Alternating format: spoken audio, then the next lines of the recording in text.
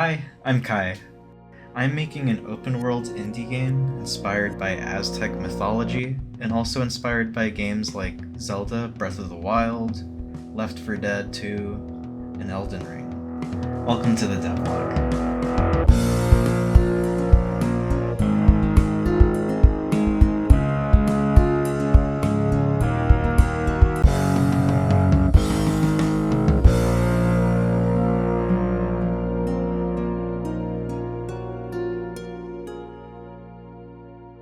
You probably want to know a little about me. I'm a writer, 2D and 3D animator, illustrator, programmer, and now, game designer. I do tech support by day, but I'm always working on passion projects.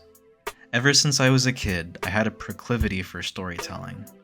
It didn't matter if it was on an old camcorder, a sprite comic made in MS Paint, or a 3D game years in development. I just love finding ways to tell stories. As a game developer, I've done a couple small game jams with my local GDC group, and I loved it so much that I started a small team with several of my friends, and we put out a prototype for a survival hack-and-slash game, Into the Farlands. Granted, it was far from perfect, but it had potential.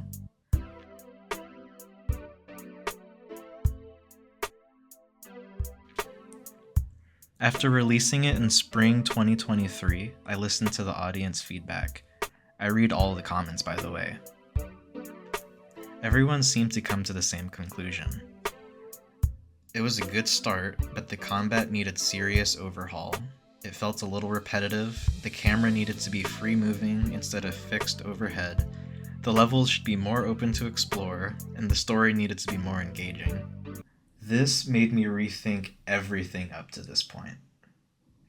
While no doubt the feedback was fair and constructive, I'd be lying if I said this didn't stress me out. At this point in time, I was already planning on continuing to Chapter 2 and beyond, but now I had dozens of game-changing fixes to make that completely changed the look and feel of the game. Without a doubt, we were all inspired by Zelda Tears of the Kingdom, which had come out around the same time, as a great example of what an exploration game should be like. However, at the time, Into the Farlands was designed to be a top-down roguelike, with very linear paths and dungeons to explore.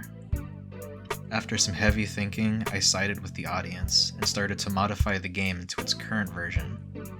This was supposed to be a 2-month fix. I am now typing this up in mid-November, 7 months after Into the Farlands came out on Steam.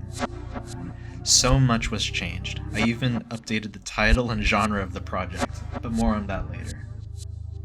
I've been posting regularly on our community Discord for this project, including updates on the new story mode, on major graphic overhauls, community polls, new game types, and much more. And I've been posting the soundtrack on YouTube, which you should absolutely listen to.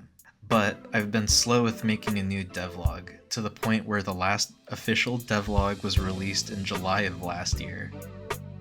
And it's not like I haven't tried making this video. This is my 3rd time recording this. I recorded an episode in April and another in September. You can physically see how much stress I was under at the time. During this period of redevelopment, I admittedly neglected my personal health. I was hitting all-time lows with my sleep, which granted I've always been an insomniac, but I was pushing myself harder than when I was in college taking 6 classes per semester for 3 years so I could graduate early to avoid student debt. I did get out and travel with my fiance. I do try to get out and travel whenever I can, but not many days go by when I'm not planning on what I'll do when I'm back home at my desk.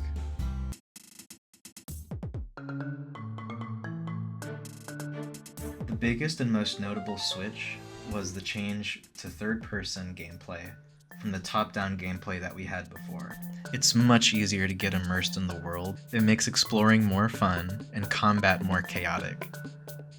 It didn't take that long to change the camera, since Unreal Engine has a third-person template, but I was faced with completely new problems now. Before, I had the luxury of being able to create objects and characters with low effort, as the camera was so far away that high detail was not a concern of mine. And with static objects, They only had to look good from the camera-facing side.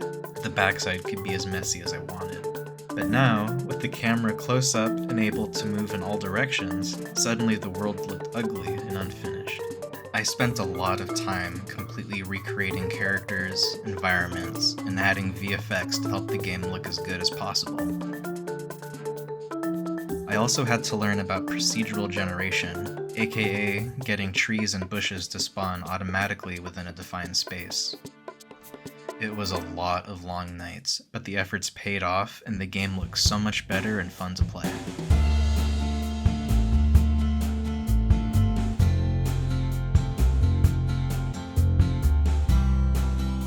I went back and added a prologue chapter to the start of the game.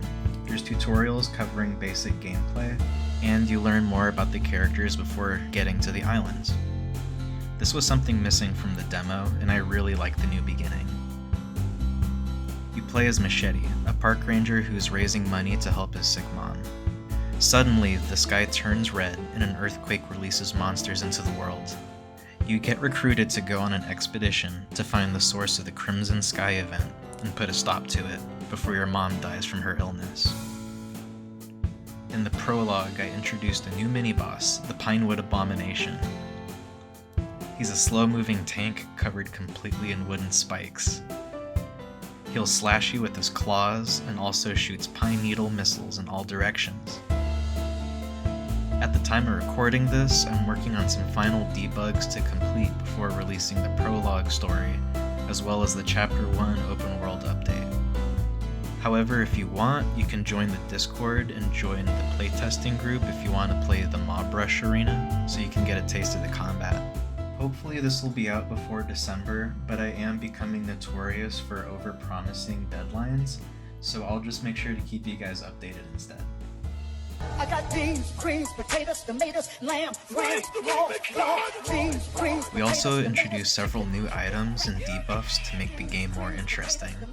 Our new programmer, Salvador, made a bunch of items like the chili pepper, holy guacamole, coffee, bandages, and so many more. He also created debuffs like poison, bleeding, stunlock, and is working on more as we speak. Buffs and debuffs add a lot of variety to combat, and can also be used to access new areas that were out of reach with default movement abilities. Buffs and debuffs aren't necessary, but they're like salt and pepper. It makes it so much more enjoyable when it's there and when it's done right, and it feels really plain without it. With the new items, you can now access areas that you wouldn't physically be able to before, which allows us to make more puzzles and platforming ideas for levels. I also added a basic swimming mechanic so the player doesn't run on the ocean floor. Before this, I literally placed hundreds of invisible walls to keep you from being able to cross over the water. This feels so much more natural and requires so much less work in the long run. I don't know what I was even thinking before.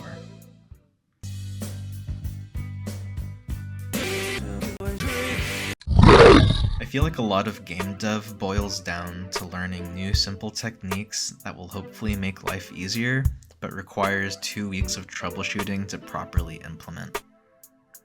And by then, you've added 10 more tutorials to your never-ending tutorial playlist for new features you want to add to the game. Does anyone else here struggle with feature creep?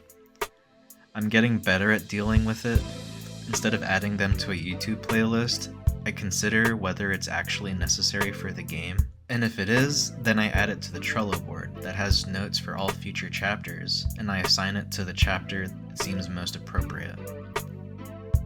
This makes the most sense to me, as I'm sure I would like to make a cool snow system for my game, but seeing as how the current chapters being developed are a jungle and a desert stage, the snow system is something that can wait for a later chapter. Something I spent a long time working on this summer that I'd recommend for any devs out there, that I wish I had done from the start, was renaming and reorganizing all of our files. If you asked me 3 years ago when we first started, I didn't think it mattered as long as you could find an item in a folder somewhere. But when you're working with other people and there isn't agreed upon naming of files and folders, you run into issues. There were a couple instances where multiple developers had accidentally programmed the same feature under 3 different names, and we just had no idea. So, get a Trello account to help yourself organize your activities, make all your folders at the beginning, and have consistent file naming for all your items. When you don't care about a redundant file and you give it a funny name, it's easy to forget where it was saved or what its purpose was when 6 months goes by.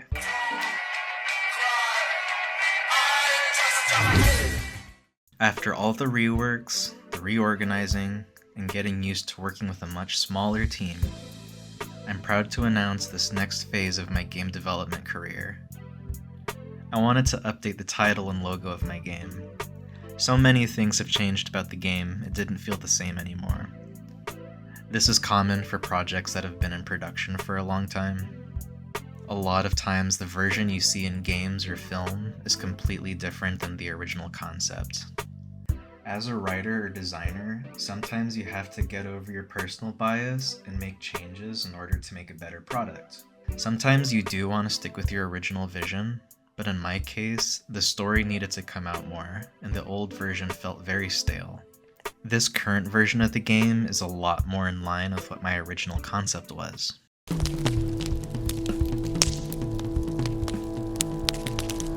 And so, after all this time and redevelopment, the title of this project is now Sun's Edge.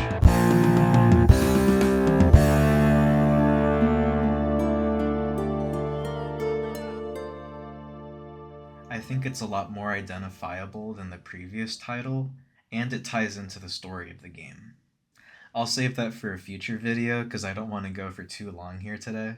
It's been such a long time since I made one of these proper, and I do apologize. I have been working on the game, and I'll try to be more consistent in the future.